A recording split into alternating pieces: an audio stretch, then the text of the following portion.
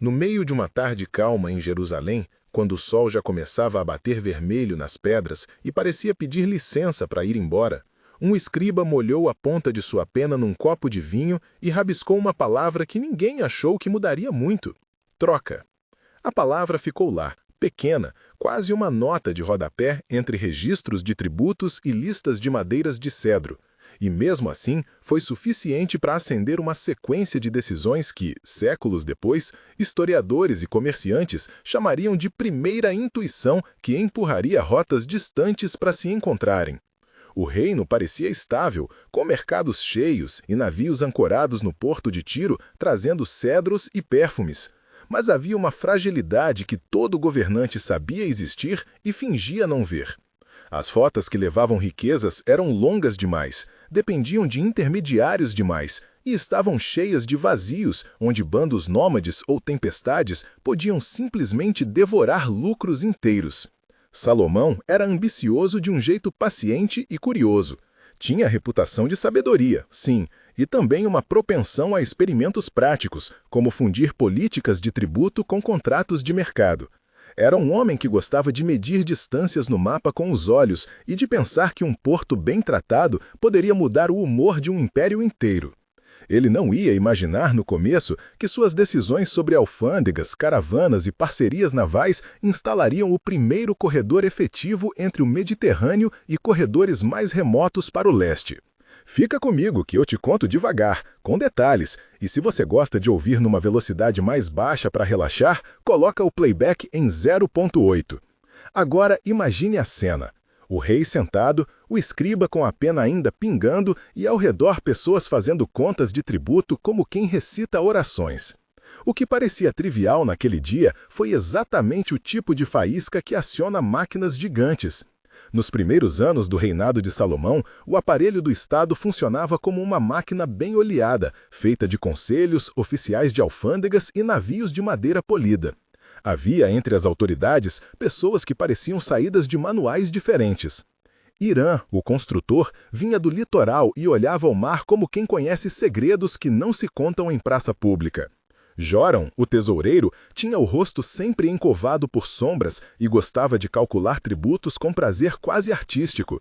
Itamar, o comandante da guarnição, cheirava a metal e a couro velho e acreditava que cavalaria bem montada resolvia metade dos problemas do reino. Miriam, a mercadora, trazia redes de contatos que iam do delta do Nilo até portos que os mapas ignoravam por preguiça. Haddad, um emissário veterano das terras do norte, falava com calma de povos nômades que sumiam no horizonte como se fossem fumaça. Bassares e Zacai eram agentes menores, mas decisivos, homens de estrada que sabiam onde cavar poços, montar caravansarais e cobrar pedágios sem insultar o viajante. Quando se olha para uma dinastia, não se vê só um nome em pedra. Vê-se uma rede viva, interesses, medo, ambição e pessoas que fazem tarefas concretas. Trancar um cofre, apimentar um contrato, medir um lado do navio.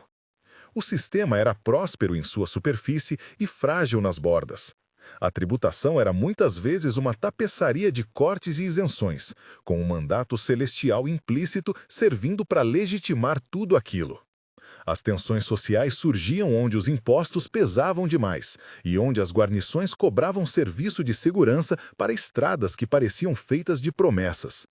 Pequenas revoltas e reclamações de aldeias mapearam como um desenho em negativo as falhas da administração central. As crônicas oficiais registrariam que a dinastia vinha de uma estabilidade velha, mas as cartas privadas e os relatórios dos mercadores mostravam saltos de preço, pedidos por caravanas e pedidos por segurança que vinham de longe. No centro, na corte, debates surgiam sobre como usar a marinha para proteger navios que levavam cedro e peixe salgado. Fora da corte, mercadores sogdianos ou partos que ainda não tinham um nome comum para si mesmos, já circulavam vagas promessas de especiarias e seda. As instituições então foram repensadas não por uma revolução, mas por uma série de ajustes minuciosos. Salomão observava tudo com a paciência de quem espera a hora certa para plantar uma árvore que dará frutos para outras pessoas. Ele também tinha defeitos evidentes. Gostava de monólogos longos, de perguntas que deviam ser retóricas e viravam ordens. Era um homem para quem imagem e ritual importavam tanto quanto logística. Essa combinação de ritual e cálculo transformou pequenas decisões sobre alfândegas e pesos em políticas que empurraram mercadores a pensar maior. A ascensão de Salomão à influência de fato no jogo do comércio não foi um salto dramático de teatro. Foi uma série de aulas que o rei tomou de seus próprios erros e das conversas noite adentro com mercadores como Miriam. Explicavam-lhe que os intermediários entre o ponto A e o ponto Z criavam preços supérfluos e oportunidades de corrupção, e que se o reino controlasse certas etapas logísticas, poderia reduzir custos, aumentar tributos e consolidar um monopólio tácito sobre certas mercadorias. Os conselhos eram às vezes gentis, às vezes ríspidos. Havia intrigas em corredores onde se trilhavam acordos com sendas de cedro e contratos com sinais de cera. Salomão observava jovens oficiais e os promovia por competência e por vezes por afinidade pessoal. Numa manhã onde o vento arrastava a areia fina pela praça, ele conversou por horas com Joram sobre criação de portos alfandegários que permitissem controles mais rígidos. Itamar discordava quando a discussão tocava em guarnições espalhadas ao longo de estradas e alegava que a proteção de caravanas demanda mais do que taxação. Em privado, o rei também demonstrava uma urgência prática. Sabia que, enquanto houvesse demanda por produtos finos no interior, haveria vantagem em forjar rotas mais diretas. Esta ascensão se deu com jogadas de bastidores, com subornos menores e com reformas que pareciam pequenas no papel, mas afetavam o tecido do comércio. Havia também sinais de ambição que soavam como presságios. Salomão começou a encomendar navios maiores, a assinar tratados de proteção marítima e a financiar caravanas ais em pontos de passagem estratégica. Ele não tocou fogo em fronteiras nem fez proclamações grandiosas. Preferiu operar por contratos, por monopólio de certas mercadorias e por alianças matrimoniais e comerciais que assegurassem café e seda por preços que beneficiassem o tesouro. No fundo, isso tinha um objetivo claro: transformar o que era fragmentado em um corredor coerente e fazer o reino ser, para o comércio, uma alternativa desejável e relativamente segura. As reformas não foram apenas administrativas. Havia um aspecto militar que precisava ser apresentado como garantia de que comerciantes não perderiam suas cargas no meio do deserto. Salomão promoveu oficiais, criou postos de abastecimento e reteve oficiais para treinar escoltas que seriam pagos por comerciantes ricos, mas supervisionados pela coroa. Oficiais como Itamar ganharam autoridade sobre distritos onde cais e estradas se encontravam e foram responsáveis por organizar patrulhas sazonais. A corte debatida por semanas a moralidade de cobrar um tributo extra para pagar por escoltas. Alguns diziam que tributar mercadores em tempos de paz era político suicídio. Outros argumentavam que garantir tráfego por rotas perigosas requer um caixa cheio. A tensão era óbvia na voz de Joram quando este explicava cifras que mostravam a diferença entre lucro e ruína. Ao mesmo tempo, Salomão incentivou o treinamento de marinha para defender navios contra piratas que apareciam em dias de névoa. Havia também um lado ritual. Promover oficiais em cerimônias, presentear mercadores com selos do rei e instituir leis que reconheciam caravanas ais como locais sob proteção real serviam para criar um senso de autoridade verdadeiramente funcional. A preparação militar foi tanto sobre saber usar a força quanto sobre criar visibilidade de proteção para que os mercadores fizessem as contas e resolvessem seguir no corredor proposto.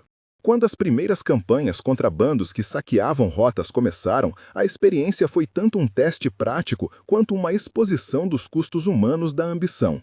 As campanhas no norte, por exemplo, contra grupos nômades que dominavam passos estratégicos, foram longas e problemáticas. Descrições sensoriais desses episódios ajudam a entender o custo. Pensa nas noites de batalha com o cheiro de ferro quente e de carne queimada no vento, no estalo das botas sobre pedras soltas, no som de tambores que subiam do vale como um presságio. Havia poeira se aninhando nos olhos dos soldados, havia a seca que arrancava a voz das gargantas. Havia a sensação de couro apertando o corpo depois de dias sem banho. As táticas usadas pelos nômades eram de mobilidade extrema, emboscadas rápidas e conhecimento absoluto do terreno. As guarnições de Salomão, menos ágeis, tentavam formar linhas, proteger comboios e controlar passagens. Em algumas batalhas, a infantaria aprendeu a usar estacas e ancoradouros improvisados para segurar cargas durante a noite. A luta não era só física, era também logística e psicológica. O impacto econômico foi severo. Vilas próximas a rotas reduziram o envio de grãos por medo de perder estoque. Tributos deixaram de entrar por meses. Havia famílias que vinham cobrar sangue por perdas antigas. Em termos humanos, as campanhas deixaram feridos e órfãos, e quando as guarnições voltavam às cidades, traziam consigo cheiros de lama e remendos que lembravam que a paz exige custo. Momentos de tensão chave surgiram quando comboios quase foram aniquilados por emboscadas e quando a decisão de mandar reforços significava esvaziar cofres locais. Um desses momentos durou dias, em que não se sabia se um comboio com seda chegaria inteiro. O medo se espalhou como névoa. Estes eventos mostraram que garantir rotas era mais caro e arriscado do que a corte supunha, e ao mesmo tempo deixaram claro que sem esse esforço a economia do reino poderia regredir. Foi nesse ambiente que surgiu uma missão ocidental que mudaria perspectivas. Um emissário chamado Esdra recebeu ordens de investigar novas rotas e de negociar com povos além do mar. Era um homem de fala mansa e olhos atentos, acostumado a ficar em tavernas e ouvir rumores. Em sua viagem, ele foi capturado por tribos costeiras que o mantiveram por semanas. Lá, sensações foram descritas com detalhes: o sal que entrava nas roupas, o corte seco do vento, a comida simples e oleosa que grudava no paladar. Em cativeiro, ele teve conversas longas com líderes locais, aprendendo termos de comércio e ouvindo histórias sobre caravanas que vinham de muito longe.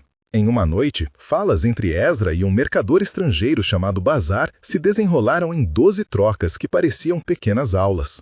Bazar perguntou de onde vinha o cedro. Esdra respondeu sobre montes. Depois vieram perguntas sobre impostos, sobre como tratar mercadores estrangeiros e sobre que tipo de alfândegas seriam toleráveis. As trocas foram diretas, cheias de subtexto e com pausas longas cheias do barulho de panelas no fogo.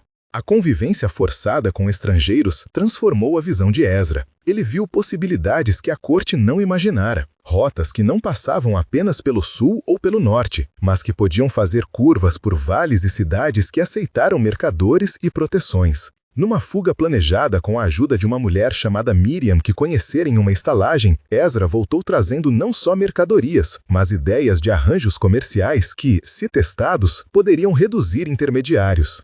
A descoberta comercial e cultural que Esdra trouxe era simples e complexa ao mesmo tempo. Simples porque envolvia um trato melhor com mercadores e contratos claros. Complexa porque demandava infraestrutura, porque mexia com interesses de oficiais que viviam da opacidade e porque criava novos atores na praça do comércio. A consolidação das rotas trouxe à tona o que todo processo comercial traz: infraestrutura, impostos e cultura em choque e fusão. O reino começou a construir caravansarais em pontos estratégicos, a instituir tarifas alfandegárias conhecidas e a estabelecer corredores onde caravanas podiam trocar animais, reparar rodas e pagar tributos. Descrições técnicas são úteis para entender isso na prática. Um procedimento típico de avaliação e cobrança de tributo em um caravansaral consistia na verificação das mercadorias por oficiais locais, na pesagem em balanças oficiais que tinham calibrações, selos do rei, no registro do nome do condutor do comboio e na emissão de um recibo selado que dava direito à escolta por X dias mediante pagamento. Esse processo reduzia furtos e facilitava decisões de seguro informal tomadas por mercadores. Mercadores como Miriam e Zakai começaram a contratar transporte conjunto para diluir riscos e custos. No mercado havia cheiros eruditos de incenso e couro novo, havia cores de sedas que brilhavam como lagartos sob o sol. Havia sons de moedas sendo contadas e de negociações que misturavam várias línguas. Mercadores sogdianos passaram a ser peças-chave e seus contratos foram lidos com atenção pela corte. O imposto sobre algumas mercadorias foi negociado de maneira que permitia lucro razoável aos comerciantes e uma fatia ao tesouro. As alfândegas se tornaram pontos de encontro, onde se discutia política quase tanto quanto preciosidades. A expansão ao sul trouxe novos desafios. Conquistar regiões onde o clima era outro implicou em adaptar logística e medicina. Descrições sensoriais desse teatro sulista incluem chuva pegajosa que fazia a lama grudar nas rodas, odores de vegetação densa e insetos que atacavam a pele como lembretes insistentes da hostilidade natural. A resistência local não era apenas militar, era cultural. Povos do sul tinham táticas de guerrilha, conhecimentos de trilhas que transformavam caminhos em armadilhas e doenças tropicais que, para as guarnições vindas do norte, pareciam inimigos invisíveis. As campanhas ali custaram vidas e recursos. Havia epidemias que se alastravam com caminhões de soldados mal alimentados e com suprimentos mal esterilizados. As descrições de hospitais de campanha com bandagens empapadas e com cheiro de ervas tentando conter febres mostram a face humana dos avanços imperiais. A logística era monstruosa. Transportar água, comida e remédios em trilhas enlameadas exigia mais gente e mais animais de carga. Algumas regiões sofreram declínio demográfico por doenças e pela deportação forçada de comunidades visando controlar rota. O custo humano foi alto e provocou debates na corte sobre limites morais e econômicos da expansão. O tempo trouxe consequências que nem Salomão nem seus conselheiros tinham previsto por completo. Em curto prazo, houve prosperidade para cidades portuárias e para grandes mercadores, e um novo fluxo de seda e especiarias entrou no circuito do Mediterrâneo. Mas a ambição tinha um preço. A arrecadação aumentou em fases, mas também houve inflação em períodos de saque e de más colheitas. Alguns oficiais abusaram da autoridade, cobrando propinas e confiscando mercadorias sob pretexto de segurança. Essas práticas alimentaram ressentimentos. A moral pública começou a declinar em alguns setores quando se percebeu que quem pagava alto por proteção via tribunais perdia espaço para elites que extraíam lucros de mecanismos de tributos e monopólio. O rei, mais tarde, viu uma parte de sua reputação corroída por escândalos menores que somavam cinza à sua aura de sabedoria. A reflexão final de Salomão foi dura. Ele instituiu comissões de investigação, algumas reformas tributárias e tentou recuperar a confiança. Houve confisco de lotes que haviam sido apreendidos ilegalmente e reintegração de certas rotas a controles mais transparentes. Em público, ele fez proclamações de arrependimento e, em privado, ordenou revisões do sistema de alfândegas. As medidas trouxeram alguma ordem, mas o legado era ambíguo. Quem ganhou foram regiões que se integraram ao novo corredor e mercadores que souberam navegar o novo jogo. Quem perdeu foram comunidades que sofreram deslocamentos e soldados que pagaram com vidas. Imagina você na pele de um mercador que acorda numa manhã de abril e encontra a praça cheia de estranhos trazendo seda de uma cor que sua avó jamais viu. Imagina você pensando se é seguro enviar sua caravela mais ao sul ou se é melhor economizar e esperar. Agora, me conta nos comentários de onde você está assistindo e qual foi a coisa mais inesperada que aconteceu na sua cidade esse ano. Comece sua resposta com o nome da sua cidade. Eu leio muitos comentários e escolho temas com base neles. Voltando à história, o que aconteceu depois foi uma longa costura de acordos, crises e pequenas vitórias que definiram a face das relações comerciais por séculos. Houve momentos de tensão clássicos que merecem ser contados com cuidado. Um ocorreu quando uma caravela que levava uma remessa valiosa de seda e marfim ficou retida por uma tempestade e, na volta, foi acusada de contrabando por oficiais locais. Foram dias de impasse com negociações tensas entre o capitão, chamado Eliabe, e o tesoureiro Joram. A conversa entre os dois teve muitas trocas acaloradas e acordos sobre inspeção, pagamento de multas e garantia de escolta. Outro momento tenso foi quando um destacamento de Itamar foi cercado numa passagem montanhosa e por horas não se sabia se seriam resgatados. As descrições do frio cortante, do rangido das armaduras e do cheiro de couro molhado deixam clara a precariedade da presença militar longe de bases. Um terceiro episódio foi um surto de doença numa cidade do sul, onde bandos de refugiados chegaram sem recursos e as medidas de quarentena provocaram revolta. Cada um desses eventos tem pelo menos 500 caracteres de tensão narrativa, cheios de decisões morais e políticas que mudaram rumos. Esses casos deixaram cicatrizes e deram origem a leis que visavam reduzir abusos e melhorar proteção para pequenos comerciantes. Personagens secundários apareceram e desapareceram como ondas.